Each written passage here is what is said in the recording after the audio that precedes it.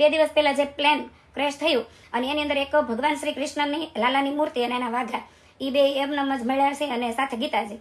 તો બહુ એને ચમત્કાર માનીને લોકો એમ કહે છે કે જો ભગવાન શ્રી કૃષ્ણ તો સાક્ષાત છે, એને કાંઈ ન થયું, એને કાંઈ ન થયું, ભગવદ્ ગીતાને પણ કાંઈ ન થયું. સ્વાભાવિક છે યાર, જે અખિલ બ્રહ્માંડનો નાથ છે એને કુરુક્ષેત્રના રણ મેદાનમાં એક પણ હથિયાર ઉપાડ્યા વગર યુદ્ધ જીતાયું હોય પાર્થારે, અને એ ભગવાને પોતાનું અસ્તિત્વ સાબિત કરવાની જરૂર નથી, કારણ કે એને પોતાનું અસ્તિત્વ ઘડ્યું છે સંસારમાં.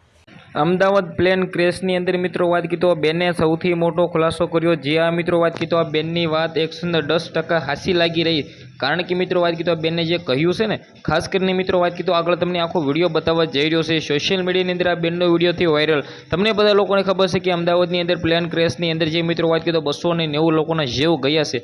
હવે આની અંદર મિત્રો વાત કીધો તો સૌથી મોટો મિત્રો વાત કીધો આપણા ગુજરાતની માટે મિત્રો દુઃખનો પહાડનો દિવસ કે તો પણ ખોટું નથી, કારણ કે મિત્રો વાત કીધો આટલા બધા મિત્રો એક સાથે લોકો મૃત્યુ આજ લગીના ટાઈમમાં મિત્રો મને નથી લાગતો કે મિત્રો કોઈ દિવસ મર્યા હશે.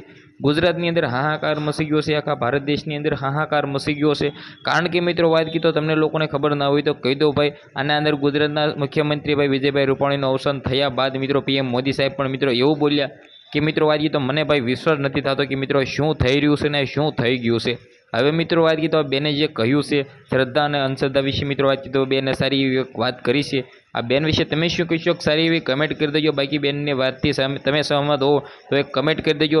બાકી સોશિયલ મીડિયાની અંદર વિડીયો વાયરલ થયો છે, બસ તમારા માટે મેં બતાવ્યો છે, લાવ્યો છે. તો આ વિડીયો તમે આગળ આખું જોવો અને વિડીયોને બને એટલો શેર કરીને એક સબસ્ક્રાઈબ અવશ્ય કરવાનું ભૂલતા નહીં. ધન્યવાદ. જોવો વિડીયો.